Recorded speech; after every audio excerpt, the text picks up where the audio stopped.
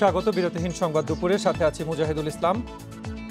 আমি আছি আতিফা আঞ্জুমান। শুরুতেই জানিয়ে দেব শিরোনামগুলো।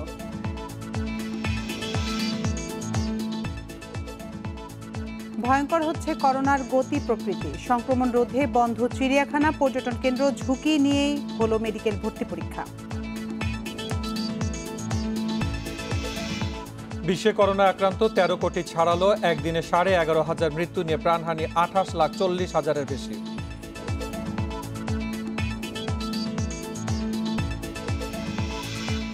রোজার আগেই রাজধানীর বাজারে মাংসের দাম চড়া, ক্রেতাদের ক্ষোভ। চট্টগ্রামে আরও এক দফা বাড়ল তেল, চিনি, ছোলার দাম।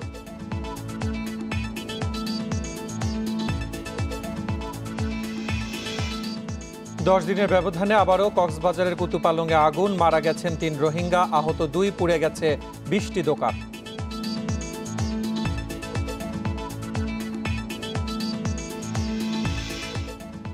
তাইওয়ানে টানেলে ট্রেন দুর্ঘটনায় অন্তত 36 জন নিহত, আহত 72, অনেক যাত্রী আটকে থাকার শঙ্কা।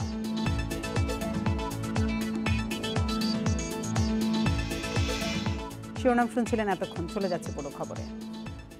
দিন দিন ভয়ঙ্কর হচ্ছে করোনা ভাইরাসের গতি প্রকৃতি। লাফিয়ে লাফিয়ে বাড়ছে শনাক্তের হার। স্বাস্থ্য অধিদপ্তরের হিসেবে রোগী শনাক্তের হার 23 ভাগ হলেও রাজধানীর অনেক ল্যাবে তা 35 থেকে 65 ভাগ। অথচ 1 মাস আগে এই হার ছিল 10 ভাগের কম। পরিস্থিতিকে যুক্তরাজ্যের চেয়েও ভয়াবহ বলছেন গবেষকরা। 29 মার্চ সোহরাওয়ার্দী মেডিকেল কলেজ হাসপাতালে 188 নমুনা পরীক্ষায় করোনা রোগী শনাক্ত 109 জন। শনাক্তের হার 58, অর্থাৎ প্রতি 100টি নমুনা পরীক্ষায় 58 রোগী শনাক্ত। বুধবার মুগদা মেডিকেলেও 188 নমুনা পরীক্ষায় 102 জনের করোনা ধরা পড়ে। শনাক্তের হার 54। রোগী যদি এইভাবে অবলীলায় আরো বাড়তে থাকে তাহলে জনদুর্ভোগ কিন্তু চরমে পৌঁছাবে। সুতরাং এক্ষুনি এটি অত্যন্ত কঠিন পদক্ষেপ নেওয়া উচিত যাতে আর কোনো রোগীর সংখ্যা না বাড়ে। একই দিনে বেসরকারি ইম্পালস হাসপাতালে 108 নমুনা পরীক্ষায় 72 জন করোনা রোগী শনাক্ত। AMZ হাসপাতালেও শনাক্তের হার 60 থেকে 65 ভাগ। বাংলাদেশের পরিস্থিতি বর্তমানে যুক্তরাজ্যের দ্বিতীয় ওয়েভের চেয়ে ভয়াবহ। তার কারণ হচ্ছে, আপনারা যদি দেখেন যে 2-3 তারিখে আমাদের বাংলাদেশে কিন্তু 500 অ্যারাউন্ড 500 প্রতিদিন রোগ শনাক্তের সংখ্যা ছিল। এখন সেটা 22-23 দিনের ভেতরে পৌঁছে গেল কততে? 5,000-এর ওপরে। যেসব ল্যাবে বিদেশগামী বা অন্য কোনো প্রয়োজনে করোনা পরীক্ষা দরকার, সেখানে করোনা শনাক্তের হার 20 থেকে 25 ভাগের মতো। আর যেসব ল্যাবে করোনা সন্দেহে নমুনা পরীক্ষা হয়, সেখানে শনাক্তের হার 35 থেকে 65। গত 20 দিনে করোনা সংক্রমণের হার সেটা এত বেশি বৃদ্ধি পেল, ড্রামাটিক ওয়েতে বৃদ্ধি পেল। এভরিডে যদি 500-1000 লোক আসে হাসপাতালে, তাহলে তো আমরা এই সারা ঢাকা শহরে হাসপাতাল তৈরি করে ফেলে সারা ঢাকা শহরকে হসপিটালে কনভার্ট করলেও আমরা এই লোক জায়গা দিতে পারবো না। এই কাজেই যেখান থেকে উৎপত্তি হচ্ছে সেই জায়গাগুলো কন্ট্রোল করতে হবে। ঢাকার বাইরেও ছড়িয়েছে উচ্চ সংক্রমণ। 4 জেলায় করোনা শনাক্তের হার 25 ভাগের বেশি। মৌলভীবাজারে তা প্রায় 30 ভাগ। Hasan Misbah, independent News, Dhaka. Corona সংক্রমণ পরিস্থিতি নিয়ে আরো জানাতে এবার মুন্সিগঞ্জ থেকে আমাদের সাথে যোগ দিচ্ছেন সহকর্মী শুভ ঘোষ। শুভ, কদিন আগেই এক প্রতিবেদনে দেখা গেছে যে যেসব জেলায় সংক্রমণের হার বেশি তার মধ্যে একটি হচ্ছে মুন্সিগঞ্জ। তো জেলায় করোনা রোগীদের চিকিৎসায় কি ধরনের ব্যবস্থা নেওয়া হয়েছে আর হাসপাতালগুলোর পরিস্থিতি কেমন দেখছেন? দেখুন, আসলে সারা দেশের সাথে পাল্লা দিয়ে কিন্তু মুন্সিগঞ্জ পিছিয়ে নয়। গেল 2 সপ্তাহে কিন্তু মুন্সিগঞ্জেও কিন্তু করোনার সংক্রমণ বেড়েই চলেছে। আমি যদি ছোট্ট করে একটু পরিসংখ্যানটা বলে রাখি, এ পর্যন্ত কিন্তু প্রায় 4,730 জন মানুষ কিন্তু মুন্সিগঞ্জ জেলায় এ পর্যন্ত করোনা আক্রান্ত হয়েছে। প্রায় 69 জন মানুষ মারা গেছে এবং গতকাল বৃহস্পতিবার পর্যন্ত কিন্তু গত 24 ঘন্টা আবার নতুন করে 30 জন করোনা আক্রান্ত হওয়ার খবর কিন্তু আমরা নিশ্চিত হতে পেরেছি। আমি যদি আপনাকে একটু বলে রাখি, এই জেলায় আসলে শুরু থেকে আসলে করোনা আক্রান্তের সংখ্যা কিন্তু বাড়ছিল। এরপরে কিন্তু জেলা প্রশাসনের পক্ষ থেকে প্রথম দফায় যখন করোনার সংক্রমণ শুরু হয় তখন আসলে নানা প্রকার মানুষকে সচেতন করা, মাস্ক পরা এবং স্বাস্থ্যবিধি মেনে চলতে কিন্তু বিভিন্নভাবে উৎসাহিত করা হলেও এবং প্রশাসনের পক্ষ থেকে মাস্ক না পরলে নানাভাবে জরিমানা সহ বিভিন্ন উদ্যোগ থাকলেও কিন্তু দ্বিতীয় দফা যখন করোনার সংক্রমণ শুরু হয় তখন কিন্তু আসলে প্রশাসনের পক্ষ থেকে আসলে তেমন কোনো উল্লেখযোগ্য কোনো উদ্যোগ কিন্তু আমাদের চোখে এখনো পড়েনি।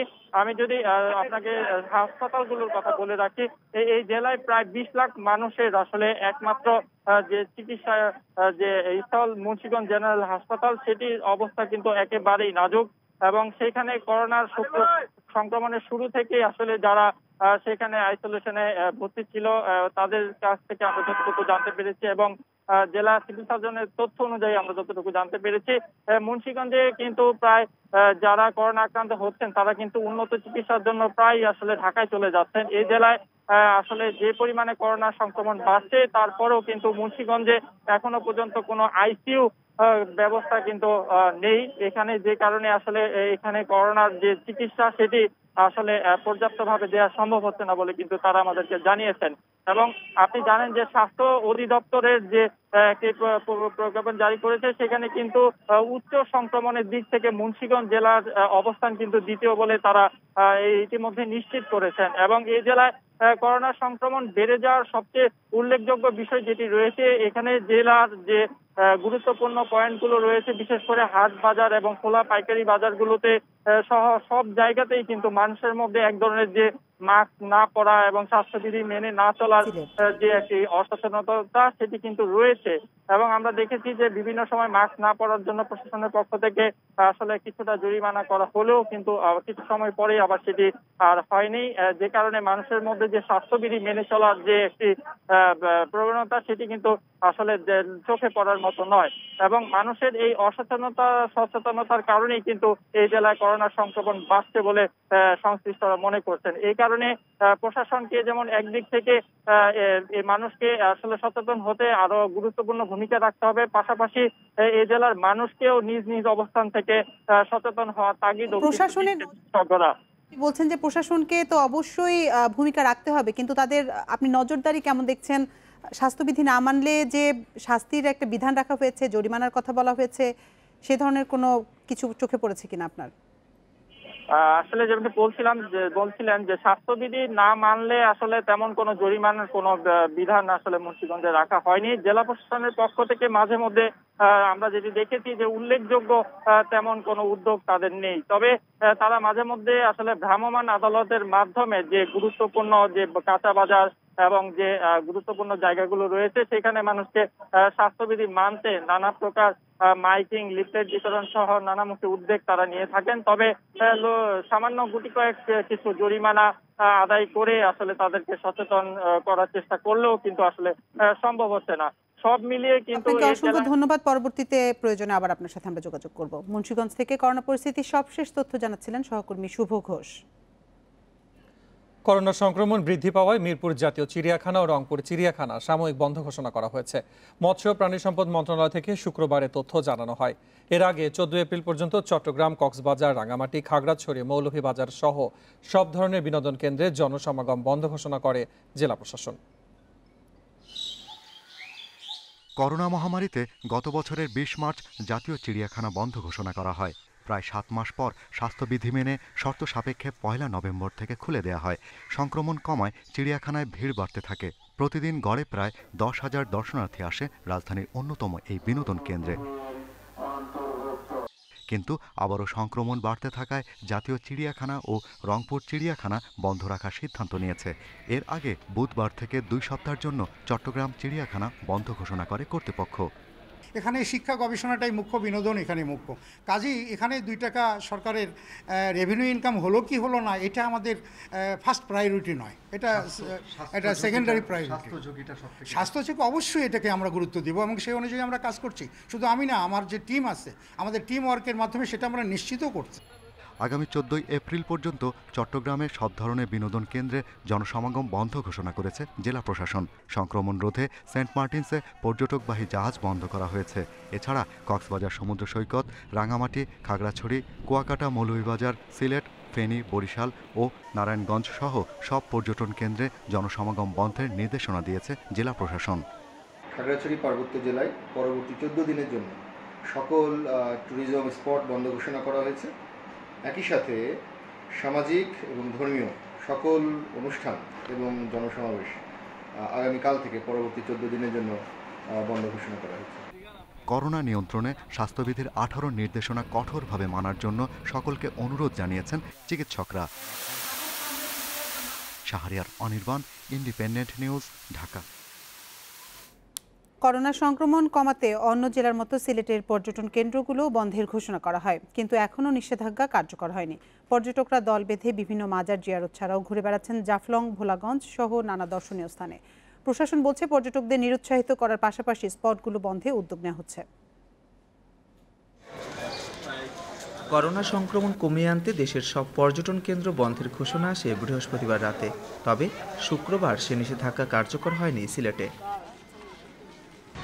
সকাল থেকে সিলেট মহানগরীতে পর্যটকদের উপচে পড়া ভিড়। ঢাকা, কুমিল্লা, সিরাজগঞ্জ সহ দেশের বিভিন্ন স্থান থেকে অসংখ্য পর্যটক আসতে দেখা গেছে। হযরত শাহজালাল ও শাহপুরানের মাজার জিয়ারত ছাড়াও জাফলং, ভোলাগঞ্জ সহ ঘুরে বেড়াচ্ছেন জেলার বিভিন্ন স্থানে। সরকারি নিষেধাজ্ঞার কথা জানতেন না দাবি বেশিরভাগ পর্যটকের। ঢাকা থেকে আমরা মাজার উদ্দেশ্যে, জিয়ারতের উদ্দেশ্যে আসছি। আমরা জানতাম না, আমরা উদ্যোগ ছিল আরো 2 মাস আগে থেকে। জাফলং যাওয়ার ইচ্ছা আছে আমাদের। আমরা এখান থেকে আমরা হোটেলে থাকবো। আমরা প্রায় 70-75 জন মতো এখানে আসছি। আমরা আসছি শাহজালালে, আমরা যাবো শাহপরানের যাবো জাফলং। এদিকে নিষেধাজ্ঞা কার্যকরে পর্যটকদের সচেতনতা বাড়ানোর উপর জোর দিচ্ছে জেলা ট্যুরিস্ট পুলিশ। সরকারি আদেশ জানানোর জন্য এবং মানুষকে সচেতনতার জন্য আমরা কাজ করে যাচ্ছি, যাতে আমরা এই সিলেট যে উচ্চ ঝুঁকি সম্পন্ন জেলার মধ্যে একটা আছি, সেটা থেকে যাতে আমরা আরও খারাপ দিকে না যাই। দেশে করোনা সংক্রমণের উচ্চ ঝুঁকিতে থাকা 29 জেলার মধ্যে একটি সিলেট। মাধব কর্মকার, ইন্ডিপেন্ডেন্ট নিউজ, সিলেট। করোনা সংক্রমণ পরিস্থিতি নিয়ে আরও জানাতে এবার মৌলভীবাজার থেকে যোগ দিচ্ছেন সহকর্মী তুহিনুর রশিদ। তুহিন, আমরা যেমনটি দেখেছি যে অন্যান্য জেলায় সংক্রমণের হার 20 থেকে 25 ভাগ হলেও মৌলভীবাজারে তা 30 ভাগ এবং সংক্রমণের দিক থেকে প্রথম অবস্থানে। মৌলভীবাজারে এ পর্যন্ত কতজন করোনা রোগী আসলে শনাক্ত হয়েছে এবং তাদের চিকিৎসায় কী ধরনের ব্যবস্থা নেওয়া হয়েছে?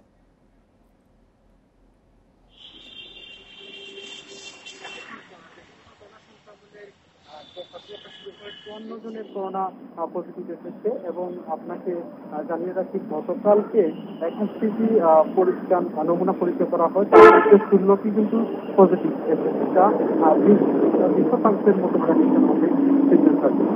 মৌলভীবাজারের যে বিষয়টি জানতে চেয়েছেন, আসলে এই মুহূর্তে মৌলভীবাজার সদর হাসপাতালের যে 50% সদর হাসপাতালে যে করোনা ইউনিট রয়েছে, সেখানে 4 জন রোগী ভর্তি আছেন, আমাদেরকে মধ্যে জানিয়েছেন। এবং আপনাকে মাধ্যমে আমি জানিয়ে দিতে চাই যে মৌলভীবাজারের জেলা প্রশাসন থেকে ইতিমধ্যেই কিন্তু সকল পর্যটন স্পটগুলি বন্ধ ঘোষণা করা হয়েছে। এখানে কিন্তু 7টার পর থেকে সকল দোকানপাট। স্বাস্থ্যবিধি উপেক্ষা করেই সারা দেশে অনুষ্ঠিত হলো মেডিকেল ভর্তি পরীক্ষা। 19টি কেন্দ্রে 55টি ভেন্যুতে পরীক্ষায় অংশ নেয় 1,22,874 শিক্ষার্থী। পরীক্ষার আগেও পরে কেন্দ্রের সামনে ছিল অভিভাবকদের উপচে পড়া ভিড়। তবে নিয়ম মেনে পরীক্ষার্থীদের কেন্দ্রে প্রবেশ করানো হলেও বাইরে কেউ স্বাস্থ্যবিধির তোয়াক্কা করেননি। করোনার উচ্চ সংক্রমণের সময় পরীক্ষা নেওয়ার বিষয়ে অনেকের মিশ্র প্রতিক্রিয়া দেখা গেছে। মেডিকেল ভর্তি পরীক্ষা শেষে রাজধানীর তিতুমির কলেজের সামনের রাস্তার চিত্র এটি। পুরো সড়ক জুড়ে মানুষের উপচে পড়া ভিড়, কেউই মানছেন না স্বাস্থ্যবিধি। শুক্রবার ভর্তি পরীক্ষা অনুষ্ঠিত হওয়া ঢাকা, রাজশাহী, সিলেট, বরিশাল সহ সারা দেশের 55 কেন্দ্রের অধিকাংশেই হয়েছে প্রচুর জনসমাগম, মানা হয়নি স্বাস্থ্যবিধি।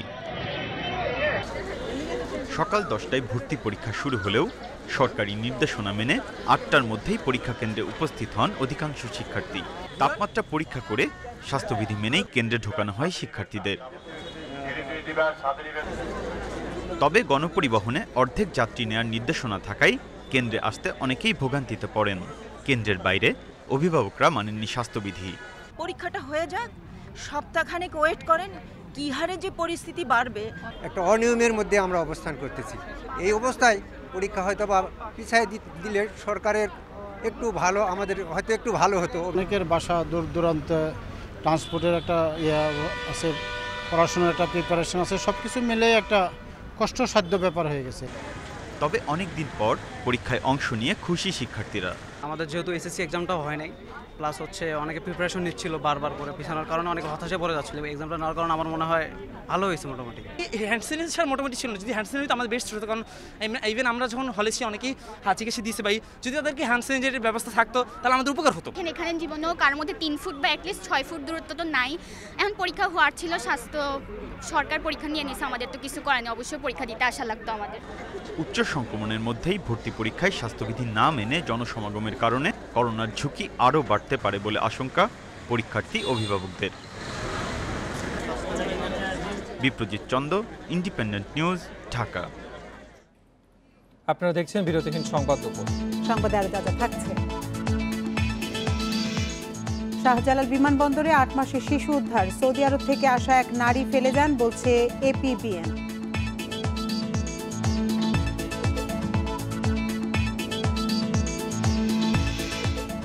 ছুটির দিনে সকালে দর্শক সমাগম বেশি, বইমেলায় বন্ধ হয়ে যাওয়ার গুঞ্জনে এসেছেন অনেকেই।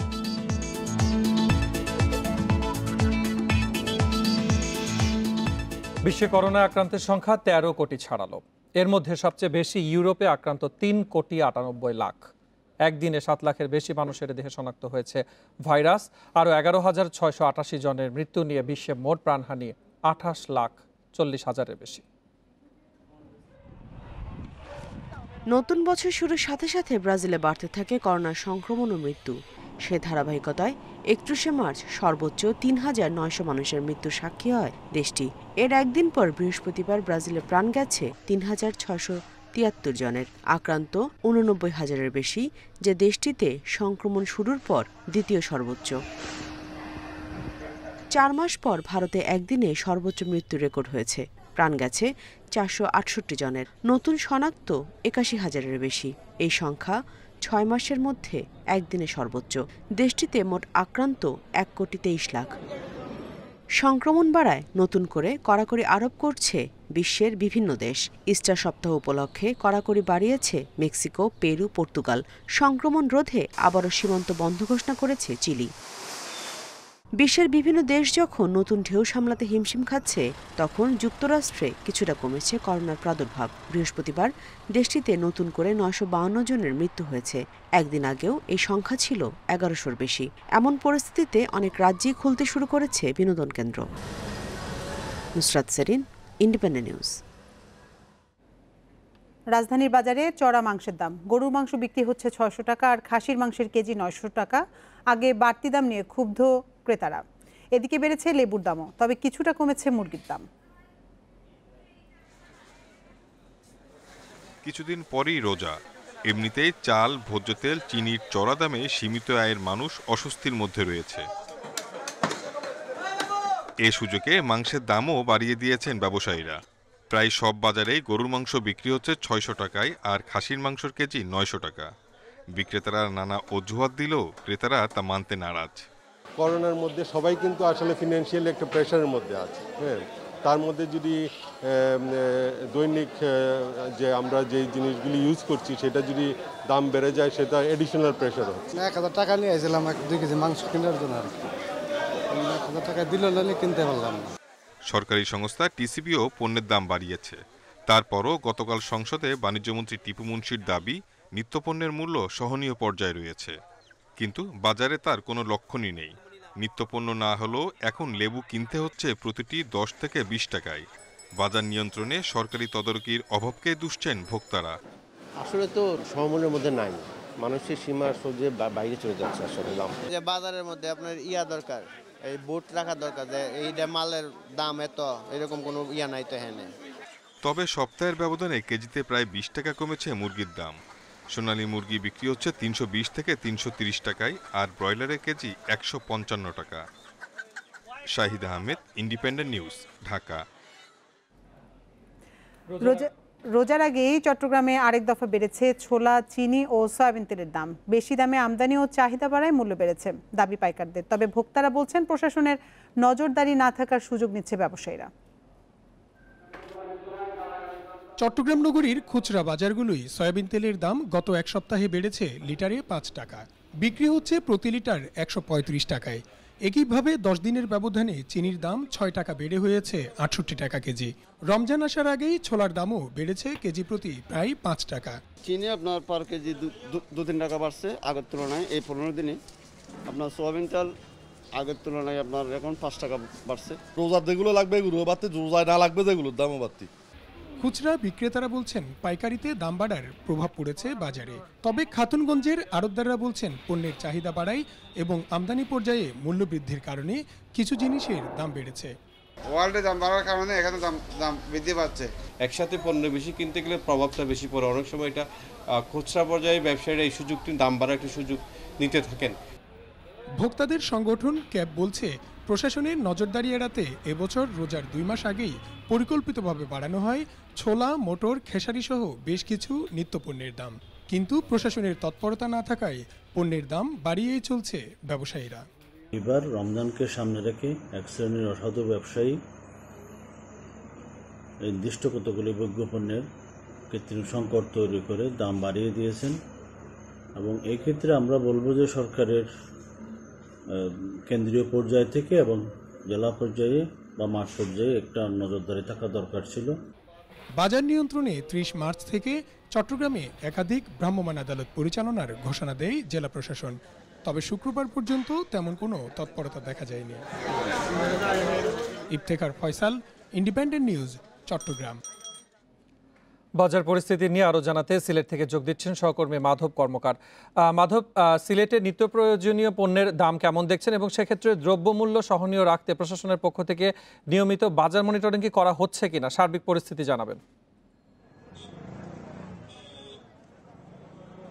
দ্রব্যমূল্য নিয়ন্ত্রণ করার ক্ষেত্রে প্রশাসনের এখন কোনো ধরনের পদক্ষেপ আমরা দেখতে পাইনি। তবে যদি বলে রাখি, গত সপ্তাহের মতোই সবকিছুর বাজার মূল্য একই রয়েছে। এই মুহূর্তে রয়েছে আমি সিলেটের বন্দর বাজারে এবং বন্দর বাজার পাইকারি, খুচরা সব ধরনের দ্রব্যমূল্যেরই এখানটায় অর্থাৎ বেচা কেনা হয়ে থাকে।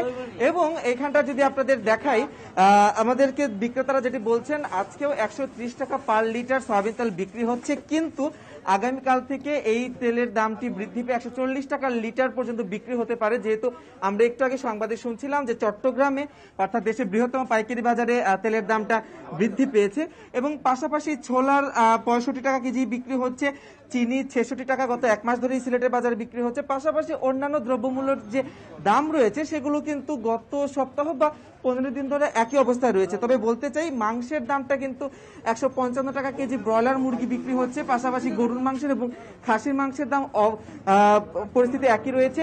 শাকসবজির দাম যদি বলে থাকি, শীতকালীন শাকসবজি যেগুলো রয়েছে সেগুলো এই মুহূর্তে বাজারে নাই, কিন্তু বর্ষাকালীন যে আগাম শাকসবজি সেগুলো বাজারে এসেছে। ঝিঙ্গা বিক্রি হচ্ছে 60 টাকা কেজি দরে, চিচিঙ্গা 40 টাকা, ঢেঁড়স 50 টাকা, শিম 50 টাকা, শসা 40 টাকা এবং লেবুর দামটা খুব বেশি এবছর। লেবু আমরা দেখতে পাচ্ছি যে হালি 60 থেকে শুরু করে 100 টাকা পর্যন্ত বিক্রি হচ্ছে। তাছাড়া অন্যান্য দ্রব্যাদির যে বাজার মূল্য সেগুলো গত সপ্তাহের মতোই অপরিবর্তিত রয়েছে। তবে অন্যান্য বছর আমরা দেখি যে রমজানকে সামনে রেখে দ্রব্যমূল্যের দাম বৃদ্ধি করা হয়, কিন্তু এবছর রমজানেরও 15 দিন, এক মাস আগে থেকেই কিন্তু নিত্য প্রয়োজনীয় দ্রব্যাদির দাম অনেকটাই বৃদ্ধি। তবে এখন পর্যন্ত বাজার মূল্য নির্ধারণে প্রশাসনের কোনো ধরনের পদক্ষেপ আমরা দেখতে পাইনি। বাজার মনিটরিংয়ে খুব একটা ব্যবস্থা দেখা যাচ্ছে না।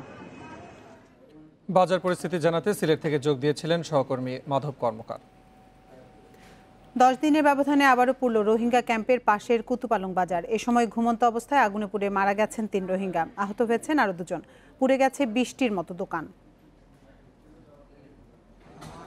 বৃহস্পতিবার রাত 3টার দিকে কুতুপালং বাজারের বখতিয়ার মার্কেটে আগুন লাগে। এতে পুড়ে যায় 10টি দোকান, ক্ষতিগ্রস্ত হয় আরও 10টির মতো দোকান। দোকানে ঘুমন্ত অবস্থায় আগুনে পুড়ে মারা যান বালুখালী 10 নম্বর রোহিঙ্গা ক্যাম্পের বাসিন্দা ফয়জুল ইসলাম, আনসারুল্লাহ ও মোহাম্মদ আয়াস। খবর পেয়ে ফায়ার সার্ভিসের 2টি ইউনিট প্রায় 2 ঘন্টার চেষ্টায় আগুন নিয়ন্ত্রণে আনে। আমাদের 2-3টা ইউনিট কাজ করে আমরা সম্পূর্ণ নিয়ন্ত্রণ করতে সক্ষম হই আমাদের অক্লান্ত প্রচেষ্টায় সম্পূর্ণ নির্বাপিত হয়।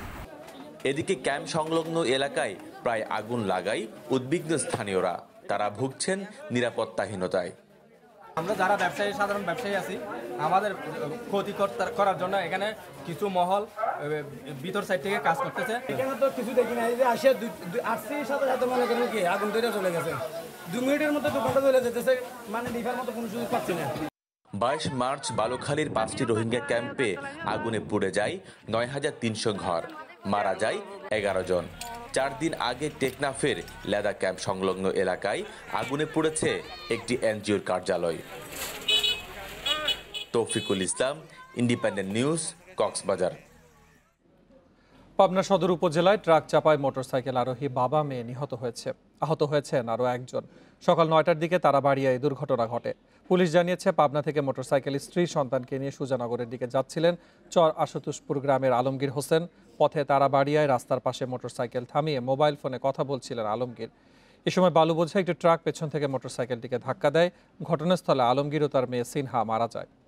গুরুতর আহত আলমগীরের স্ত্রী নাসরিন আক্তারকে উদ্ধার করে হাসপাতালে ভর্তি করা হয়। এ সময়ে পালিয়ে যায় ট্রাকের চালক ও সহকারী। পরে ট্রাকটি আটক করে ভাঙচুর চালায় বিক্ষুব্ধ এলাকাবাসী।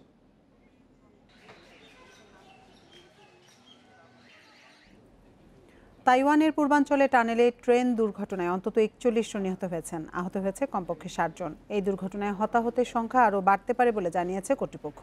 টানেলের মুখে ভুলভাবে একটি ট্রাক পার্কিং করে রাখায় এই দুর্ঘটনা ঘটে। টম সোয়েপিং ফেস্টিভ্যাল উপলক্ষে যখন এক সপ্তাহে সরকারি ছুটি কাটাচ্ছে তাইওয়ানের মানুষ, তখনই পূর্বাঞ্চলে ঘটল দেশটির স্মরণকালের ভয়াবহ ট্রেন দুর্ঘটনা। ফায়ার সার্ভিস জানিয়েছে 408 টারোকো এক্সপ্রেসের ট্রেনটি ঘণ্টায় 130 কিলোমিটার বেগে তাইপে থেকে তাইতুংয়ের দিকে যাচ্ছিল। এ সময় হুয়ালিয়েনের উত্তরে টানেলে হঠাৎ ট্রেনটি লাইনচ্যুত হয়ে ছিটকে পড়ে। দুর্ঘটনার সময় ট্রেনে 350 যাত্রী ছিল। বেশিরভাগ হতাহতের ঘটনা ঘটেছে ট্রেনের 2টি বগিতে। অন্য বগিতে আটকে পড়াদের উদ্ধারে কাজ করছে দমকল বাহিনী ও জরুরি উদ্ধারকারী দলের 1.5 শতাধিক কর্মী। ট্রেনের ছাদের ওপর উঠে তারপর আমাদের নামতে হয়েছে, এছাড়া আর কোনো উপায় ছিল না। প্রাথমিকভাবে ধারণা করা হচ্ছে একটি ট্রাক অসতর্কভাবে রেললাইনের পাশে দাঁড় করিয়ে রাখার কারণে তাতে ধাক্কা খায় ট্রেনটি, আর তাতেই ঘটে এই দুর্ঘটনা। এর আগে 2018 সালে উত্তর পূর্বাঞ্চলে ট্রেন দুর্ঘটনায় 18 জন নিহত হয়, আহত হয় 175 জন। তবে শুক্রবারের এই ঘটনা তাইওয়ানের ইতিহাসের সবচেয়ে ভয়াবহ বলে জানিয়েছে কর্তৃপক্ষ। Nusrat Serin, Independent News. Saudi Arab থেকে আসা 8 মাস বয়সী এক শিশুকে শাহজালাল আন্তর্জাতিক বিমানবন্দরে পরিত্যক্ত অবস্থায় উদ্ধার করা হয়েছে। সকাল 8টার দিকে শিশুটিকে উদ্ধার করে এপিবিএন। তারা জানায়, সৌদি আরব ফেরত এক নারীর সঙ্গে ছিল শিশুটি। রাত 2টায় তারা সৌদি আরব থেকে আসা এক ফ্লাইটে শাহজালাল আন্তর্জাতিক বিমানবন্দরে পৌঁছায়। পরে সকালের দিকে শিশুটিকে ফেলে রেখে ওই নারী চলে যান। ভিডিও ফুটেজ দেখে শিশুটির সঙ্গে থাকা ওই নারীকে শনাক্তের চেষ্টা চলছে। তিনি ফেরত নিতে না চাইলে প্রবাসী কল্যাণ মন্ত্রণালয় ও ব্র্যাকের সহায়তা পুনর্বাসন কেন্দ্রে পাঠানো হবে বলে জানিয়েছে এপিবিএন।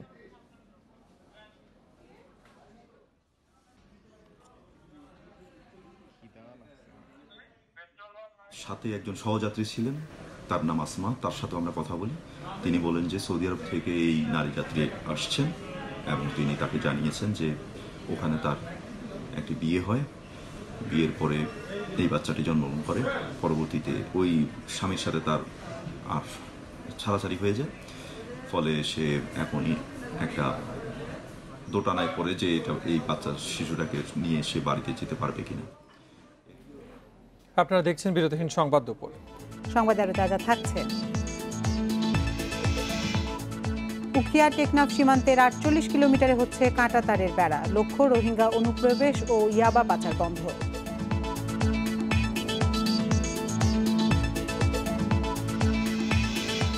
বঙ্গবন্ধু কাবাডি কাপের ফাইনালে সন্ধ্যায় বাংলাদেশের প্রতিপক্ষ কেনিয়া। স্নায়ু যুদ্ধে এগিয়ে থেকে শ্রেষ্ঠত্বের চোখ স্বাগতিকদের।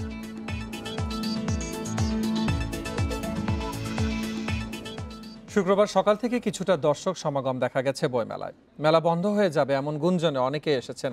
তবে মেলা বন্ধ হয়ে যাবে কিনা এমন কোনো বক্তব্য বাংলা একাডেমি থেকে পাওয়া যায়নি। যদিও 31শে মার্চ থেকে মেলার সময় বিকেল 3টা থেকে 6:30 পর্যন্ত করা হয়েছে। ছুটির দিনে 11টা থেকে সন্ধ্যা পর্যন্ত মেলা। এবার বইমেলা শুরুতে শিশু প্রহর না থাকলেও শুক্রবার ছুটির দিনে অভিভাবকেরা শিশুদের নিয়ে এসেছেন। স্টলগুলোতে কিশোর উপন্যাসের চাহিদা বেশি দেখা গেছে। 1770টি বই এসেছে গতকাল পর্যন্ত।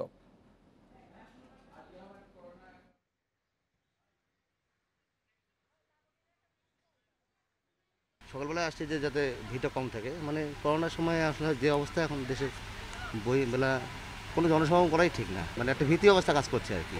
এই করোনা যে দ্বিতীয় ওয়েভটা চলছে, দ্বিতীয় ফেজটা, আমার মনে হয় বইমেলাটা সংক্ষিপ্ত করা উচিত। এখন যেহেতু করোনার সময়, তো একটু ভিড় কম থাকাই ভালো।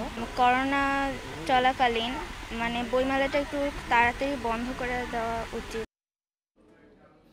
আরো খবর জানাতে মেলা প্রাঙ্গণ থেকে যোগ দিচ্ছেন সহকর্মী সুলতানা জাহান মিতু। মিতু, আজকে তো সাপ্তাহিক ছুটির দিন, সেই সাথে সময়টাও কিন্তু একটি নির্দিষ্ট করে দেওয়া হয়েছে। এছাড়াও আমরা কোভিডের যে পরিস্থিতি দেখছি এবং 18 দফা নির্দেশনা আছে, যান চলাচলেরও একটি প্রতিবন্ধকতা আছে, সবকিছু মিলে আসলে আজকের মেলার পরিস্থিতি কি? জি, আজকে যেহেতু সাপ্তাহিক ছুটির দিন শুক্রবার, আজকে কিন্তু মেলার দ্বার খুলেছে সকাল 11টায়। আর যথারীতি যেহেতু মেলার সময় কমিয়ে দেওয়া হয়েছে, বিকেল 6:30 পর্যন্ত চলবে। তো সকালে এসে আমরা যেটি দেখেছি যে আসলে এবার বইমেলা তো শুরু থেকেই বলা যায় জনসমাগম কিছুটা কম গতবারের তুলনায়, কিন্তু আজকে কিন্তু জনসমাগম সকালে একটু ছিল। অনেকেই ভেবেছেন যে একটি গুজব রটেছে যে বইমেলা বন্ধ হয়ে যাবে এবং আজকেই শেষ দিন, সেটি ভেবে কিন্তু অনেকেই মেলায় তড়িঘড়ি করে এসেছেন এবং বই কিনেছেন।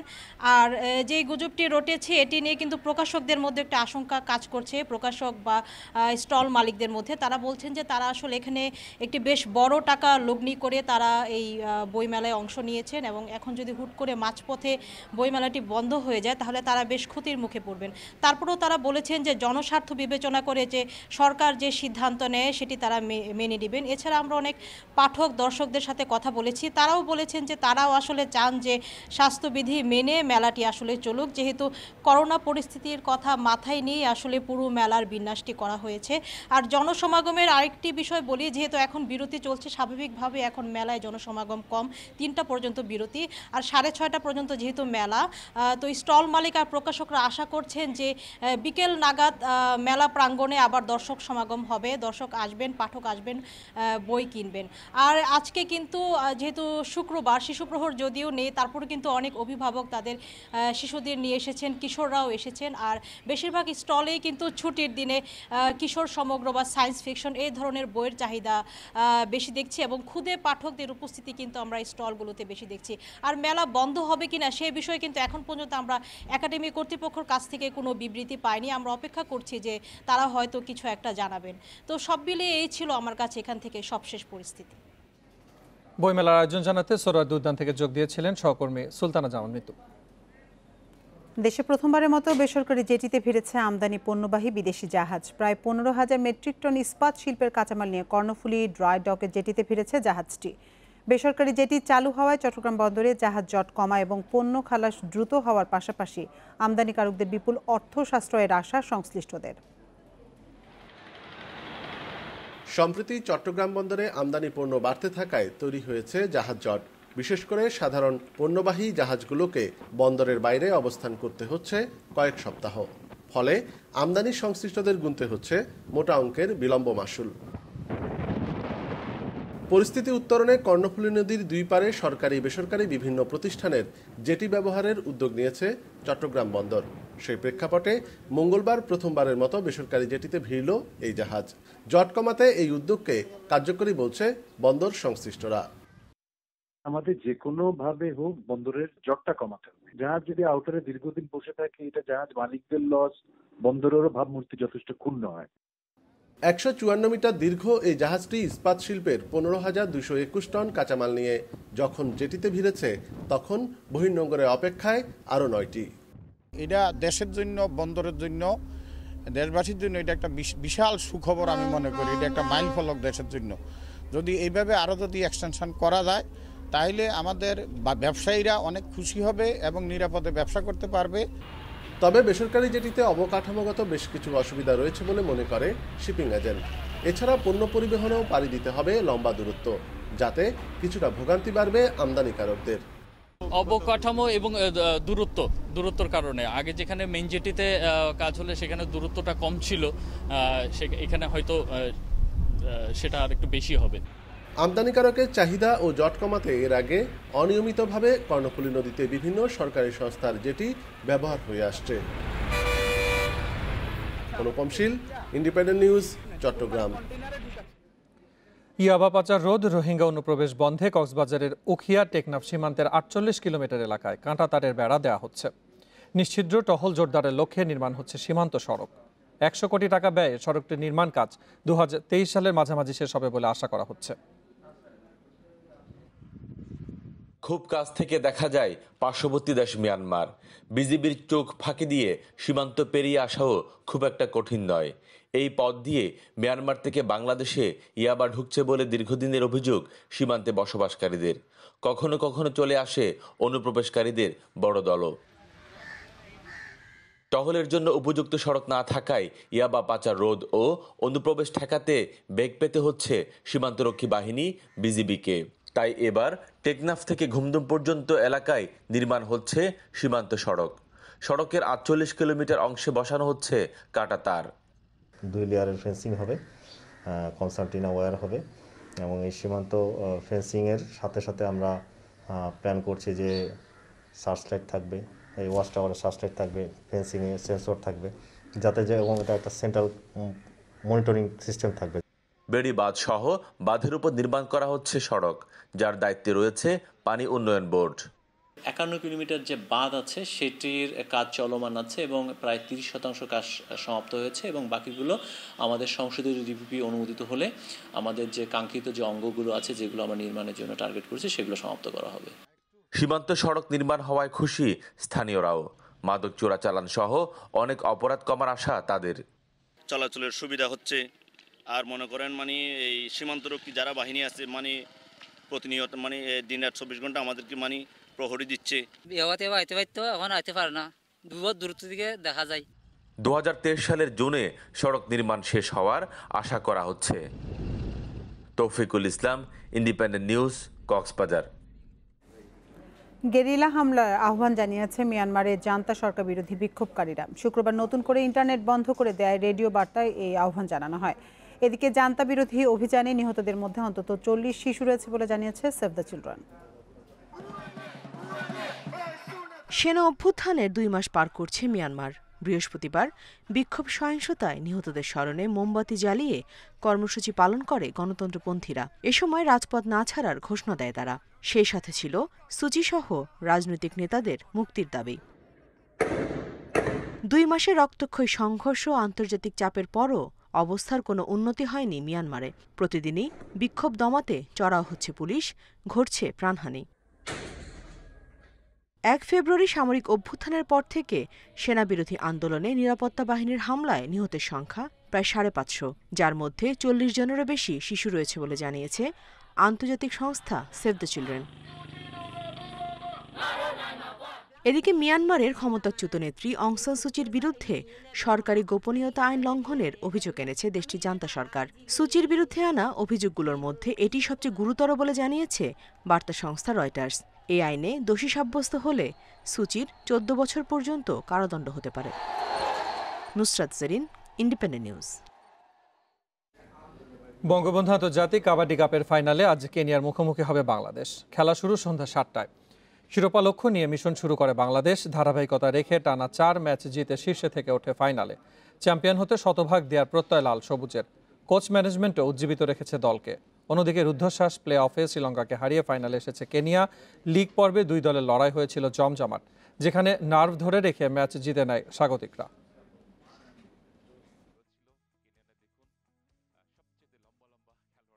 আমরা অনেকেই অনেক ভুল করেছি, তো ইনশাল্লাহ আমরা ফাইনালে ওই ভুলগুলো সংশোধন করে যেভাবে ম্যাচ জেতার জন্য চেষ্টা করতে হবে। আমাদের কোচ এবং কর্তৃপক্ষ যারা আছে তারা আমাদের ওই ভুলগুলো ধরিয়ে দিয়েছে। ওদের যে হাইট একটু শুয়ে পড়লেই দাগ পেয়ে যায় এবং ওদের অনেক পাওয়ার শরীরে, আসলে ওদের এটা কিন্তু একটা অ্যাডভান্টেজ।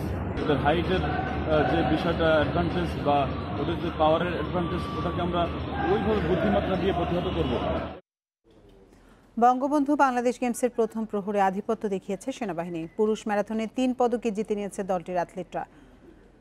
2 ঘন্টা 46 মিনিট 38 সেকেন্ড সময় নিয়ে স্বর্ণ জিতেছেন সেনাবাহিনীর ফরিদ মিয়া। হ্যামার থ্রোতে শ্রেষ্ঠত্ব নৌবাহিনীর। 50.85 মিটার দূরত্বে হ্যামার ফেরে প্রথম হন মাহফুজ হাসান, দ্বিতীয় হন সেনাবাহিনীর শফিকুল ইসলাম।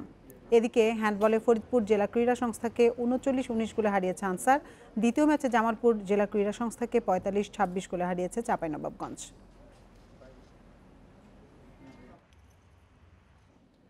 হতাশার নিউজিল্যান্ড সফরে ব্যাটিং ও ফিল্ডিংয়ে ছন্ন ছাড়া পারফরমেন্স বাংলাদেশের, যেখানে ক্রিকেটারদের চেয়ে ম্যানেজমেন্টের দায় বেশি দেখছেন সাবেক প্রধান নির্বাচক। বিদেশের মাটিতে ভালো করতে দল নির্বাচন ও সঠিক প্রস্তুতির বিকল্প দেখছেন না ফারুক আহমেদ। তা করা না গেলে আরও ভুগতে হবে, সতর্ক করেছেন সাবেক প্রধান নির্বাচক। চরম ব্যর্থতা নিউজিল্যান্ড সফর কঠিন বাস্তবতার সামনে দাঁড় করিয়ে দিয়েছে আবারও। সাকিবের শূন্যতা কিংবা তামিম মুশফিকরা যখন নেই, তখন করুণ পরিণতি বাংলাদেশের। ভবিষ্যতের রুগ্ন চেহারা বেরিয়ে এসেছে। বিকল্প যে হাতে নেই তা নিয়ে আক্ষেপ করা ছাড়া উপায় নেই। নিউক্লিয়াস আমাদের টিমে আসে নাকি? এখন কি আমরা দেখি একটা প্লেয়ার 2টা ম্যাচ খেলে তারপর নাই, একটা ম্যাচ খেলে তারপর নাই, আবার একটা ম্যাচ একটা ট্যুরে ঘুরে আসে নাই। সো এই জিনিসগুলো কি আমরা ঠিক মতো করছি কিনা, এগুলো কিন্তু খুব গুরুত্বপূর্ণ। হার না মানা মানসিকতা হঠাৎই গায়েব। কন্ডিশনের দোহাই দিয়ে যেখানে পার পাওয়ার সুযোগ নেই, ব্যাটে বলে চাপে মুষ্টে পড়েছে পুরো দল। আর ক্যাচ মিসের মহড়া শুধুই আলোচনার খোরাক জুগিয়েছে। ব্যর্থতা ক্রিকেটারদের কারণে টিম ম্যানেজমেন্টও কি দায় এড়িয়ে যেতে পারবে? মানে কোনো জিনিস কোনো কোনো পরিকল্পনার অংশ না, মানে খুব অগোছালোভাবে ডিসিশন নেওয়া হচ্ছে। কে কোন জায়গায় খেলবে, কেন ওকে সুযোগ দিচ্ছি, কেন দিচ্ছি না, এগুলো কোনো পাওয়া যাচ্ছে না আর কি। এটার কোনো তুমি যে কোনো একটা লজিক খুঁজে পাবে, এটা যারা আমরা ক্রিকেট দেখি বা দিন ক্রিকেটের সাথে ছিলাম, এটা আমরা বুঝতে পারছি না। দেশের বাইরে ব্যর্থতার তালিকা শুধুই লম্বা হচ্ছে। সংকটের সমাধান খুঁজে কুল কিনারা মিলছে না। কন্ডিশন ও ফরম্যাট অনুযায়ী ক্রিকেটার বাছাই করা তাই সময়ের দাবি, নইলে ভরাডুবির শঙ্কা জেগে বসবে নিঃসন্দেহে। সো এখন বোর্ড এই ট্যুর থেকে এসে তাদের বসে ঠিক করা দরকার যে আমাদের কোন প্লেয়ারগুলোকে আমরা লাস্ট 2 বছর একসাথে দেখতে চাই, কোন ফরম্যাটে কোন পজিশনে। এটা যদি না ঠিক করে আমার মনে হয় এই ঘুরপাকে থাকবে। ব্যস্ত সূচিতে ক্রিকেটারদের চ্যালেঞ্জ যেমন, তাদের প্রস্তুত রাখাও জরুরি। বিসিবিকেও তাই ভিন্নভাবে ভাবতে হবে এখনই। Mazharul Islam, independent news. এ সময়ের ফুটবল ক্রেজ এর্লিং হাল্যান্ডকে দলে ফেরাতে নীরব যুদ্ধ চলছে বার্সা রিয়ালের মধ্যে। এই দুই ক্লাবের সভাপতির সঙ্গে দেখা করেছেন হাল্যান্ডের বাবা ও তার এজেন্ট। এদিকে ম্যান সিটি, লিভারপুল, ইউভেন্টাসও কিনতে আগ্রহী হাল্যান্ডকে। এর্লিং হাল্যান্ডকে নিয়ে রীতিমতো কাড়াকাড়ি পড়ে গেছে। ইউরোপের শীর্ষ প্রায় সব ক্লাব মুখিয়ে আছে এই নরওয়েজিয়ান স্টারকে দলে ফেরাতে। আকর্ষণের কেন্দ্রবিন্দুতে থাকবেন হাল্যান্ড, তাই তো স্বাভাবিক। 2019-এর শেষে মাত্র 17 মিলিয়ন পাউন্ডে বরুসিয়া ডর্টমুন্ডে পাড়ি জমান। এরপর ক্লাবটির হয়ে 48 ম্যাচে গোল সংখ্যা 48, ম্যাচ প্রতি গড়ে 1 গোল করে এখন তার বাজার মূল্য 180 মিলিয়ন ইউরো। এরই মধ্যে বার্সেলোনার নতুন সভাপতি হুয়ান লাপুর্তা হাল্যান্ডের এজেন্ট ও তার বাবা আলফিং হাল্যান্ডের সাথে বৈঠকে বসেছিলেন। আর্থিক দুরবস্থার মাঝেও দলের সুসময় ফিরিয়ে আনতে নরওয়েজিয়ান তারকাকে দলে ফেরাতে মরিয়া বার্সা। লাপুর্তার দাবি আলোচনাও ফলপ্রসূ হওয়ার পথে। হাল্যান্ড উদীয়মানদের মধ্যে সেরা। আমি চাই সে বার্সায় আসুক, কিন্তু রিয়াল আমাদের চেয়ে ধনী ক্লাব, যেখানে অর্থ বেশি পাবে সেখানেই হয়তো সে যাবে। লাপোর্তার প্রতি ভরসা আছে। তিনি মরিয়া হয়েই হাল্যান্ডকে বার্সায় ফেরানোর চেষ্টা করেছেন। সফল হোক বা না হোক, তার এই উদ্যোগকে সাধুবাদ জানাই। গোলমেশিন হাল্যান্ডকে পেতে মরিয়া রিয়াল মাদ্রিদও। এ যেন এল ক্লাসিকোর আড়ালে আরেক ক্লাসিক লড়াই। বার্সা সভাপতির সঙ্গে বৈঠকের দিনই হাল্যান্ডের বাবা ও তার এজেন্ট রিয়াল সভাপতির সাথে দেখা করেছেন। চ্যাম্পিয়ন্স লিগের মতো আসরে গোল উৎসব করা হাল্যান্ডকে পেতে শুধু স্প্যানিশ জায়ান্টরা মুখিয়ে নেই, পাওয়ার জন্য লাইনে আছে ম্যান সিটি, লিভারপুল, চেলসি, ইউভেন্টাসের মতো শীর্ষ সারির ক্লাবগুলো। ফেরদৌস ইসলাম, ইন্ডিপেন্ডেন্ট নিউজ। গুরুত্বপূর্ণ সময়ে আবারও চোট পেয়েছেন সার্জিও রামোস। বিশ্বকাপ বাছাইয়ের ম্যাচে কসোভোর বিপক্ষে মাঠে নেমে চোট পান এই স্প্যানিশ ডিফেন্ডার। এতে রিয়াল মাদ্রিদের জার্সিতে আগামী 2 সপ্তাহের জন্য অনিশ্চিত হয়ে পড়লেন রামোস। আর এই সময় খুব গুরুত্বপূর্ণ ম্যাচ রয়েছে লস ব্লাঙ্কোদের। আগামী মঙ্গলবার চ্যাম্পিয়ন্স লিগ কোয়ার্টার ফাইনালের প্রথম লেগে লিভারপুলের চ্যালেঞ্জ নেবে রিয়াল। 14 এপ্রিল হবে ফিরতি লেগ। আর এর মাঝে এল ক্লাসিকোর লড়াই। এবছর জানুয়ারিতে হাঁটুতে অস্ত্রোপচার হয় রামোসের, এর জন্য রিয়ালের হয়ে 10 ম্যাচে খেলতে পারেননি তিনি। চলতি মৌসুম শেষে গ্যালাকটিকোদের সঙ্গে রামোসের চুক্তির মেয়াদ শেষ হবে। বিশ্বে বিলুপ্তপ্রায় প্যালাসিস ইগলের দেখা মিলেছে টাঙ্গুয়ার হাওরে। এবছরের শুমারিতে এই অভয়াশ্রমে পাওয়া গেছে 39 প্রজাতির 61,000 পাখি। তবে নির্বিচারে হিজল করচ গাছ নিধনে কমছে আশ্রয়স্থল। অবৈধ কারেন্ট জালে মাছ শিকারে কমছে পাখির খাবার। পরিবেশ অধিদপ্তরের নজরদারি না থাকায় দেশের দ্বিতীয় রামসার এলাকায় জীববৈচিত্র্য হুমকিতে, বলছেন পরিবেশবিদ ও পাখি গবেষকরা। টাঙ্গুয়ার হাওরের আদরে নাম 9 কুড়ি কান্দার 6 কুড়ি বিল। দেশের উত্তর পূর্বের বিশাল এই জলাভূমিতে আপন খেয়ালে সমৃদ্ধ হয়েছে প্রকৃতি। এবছর টাঙ্গুয়ায় পাখি আসা শুরু ডিসেম্বরে। সুদূর সাইবেরিয়া, মঙ্গোলিয়া সহ শীতপ্রধান দেশে খাবার সংকট হলে এরা ডানা মেলে ভাটির দেশে। এবছর হাওরে আইউসিএন ও বার্ড ক্লাবের পাখি শুমারিতে 39 প্রজাতির 61,125 পাখি দেখা মেলে। মার্চের শুরুতে কিছু পাখি ফিরে গেলেও ছানা ফোটানোর জন্য থেকে গেছে লালশির হাঁস, শোভেলার, বেগুনি কালেম, কাস্তে চড়া, কাদা খোঁচার সঙ্গে আছে বিশ্বের বিলুপ্তপ্রায় প্যালাসিস ইগলও। এই অঞ্চলটাতে বাসা করছে এবং বাচ্চা দিচ্ছে আর কি প্রতি বছর খুবই সফলভাবে। অন্যান্য দেশের মধ্যে সবচেয়ে ভালো জায়গা হলো এই অঞ্চলের টাঙ্গুয়ার হাওর এবং এই হাওর অঞ্চল আর কি, বিশেষ করে টাঙ্গুয়ার হাওর। সো প্যালাসিস স্পিসিগুলোর জন্য এক প্রকার স্বর্গই বলা যায় এই টাঙ্গুয়ার হাওর। পরিবেশবাদীরা বলছেন টাঙ্গুয়ার হাওরে করজ হিজল গাছ উজাড় হচ্ছে। হিজল করজ গাছ ওইখানে জ্বালানির সংকটের জন্য হয়তো তারা নিয়ে যায়, অথবা বিলের হিজারা যারা আছে তারা বিলে নিয়ে হিজল করচের ডাল ফেলে, কিন্তু ওই যে গাছগুলো লাগানোর কোনো উদ্যোগ না হয় না। টাঙ্গুয়ার আরেক বিপদ শত শত হাঁসের খামার। খাবারের জন্য খামারের হাঁস হাওরে ছাড়েন স্থানীয়রা। এতে পরিযায়ী কিছু পাখির সঙ্গে আসা অ্যাভিয়ান ইনফ্লুয়েঞ্জা ভাইরাস খামারে নিয়ে যায় এরা। যেখানে এত হাঁস থাকে, বুনো হাঁস যেমন টাঙ্গুয়া হাওর, সেখানেও আপনি দেখবেন সব এই হাঁসের খামারিরা হাঁস নিয়ে ওখানে চলে গেছে। তারা ওখানে হাজার হাজার হাঁস আপনি যে কোনো দিন দেখবেন বুনো হাঁসের সাথে খাচ্ছে, ভেসে বেড়াচ্ছে। এটা একেবারে আমাদের এক্ষুনি বন্ধ করতে হবে। হাওরের কারেন্ট জালে নির্বিচারে চলছে মাছ ধরা। নলখাগড়ার ঝোপ বা পানিতে পাতা ফাঁদে আটকা পড়ে মারা যাচ্ছে খোপা ডুবুরি, পানকৌড়ি। কারেন্ট জাল দিয়ে মাছ মারার ইতিহাস বা ঘটনা কিন্তু আমরা সবাই জানি, কিন্তু এই জালে পাখি শিকার করার ঘটনা আমরা এই টাঙ্গুয়ার হাওরে এসে দেখলাম।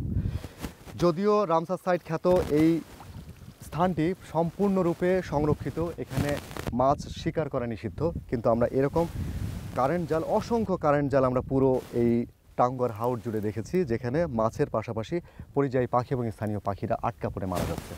এই এলাকায় পাখি কমে যাওয়ার পেছনে অন্যতম কারণ হিসেবে দেখছেন পাখি বিশেষজ্ঞরা। শুধু পাখি নয়, বিশাল এই জলাধারে 140 প্রজাতিরেরও বেশি স্বাদু পানির মাছের অভয়াশ্রম। তাই সবুজ এই স্বর্গরাজ্য সংরক্ষণে লাগবে কড়া নজরদারি। Shahriar, Anirban, Independent News, Sunamganj. আর এই ছিল বিরতিহীন সংবাদ দুপুরের আজকের আয়োজনে। এছাড়া ইন্ডিপেন্ডেন্ট টেলিভিশনের সব খবর বিস্তারিত জানতে চোখ রাখুন ফেসবুক, ইউটিউব ও টুইটারে। ধন্যবাদ পুরো সময় জুড়ে আমাদের সাথে থাকবার জন্য।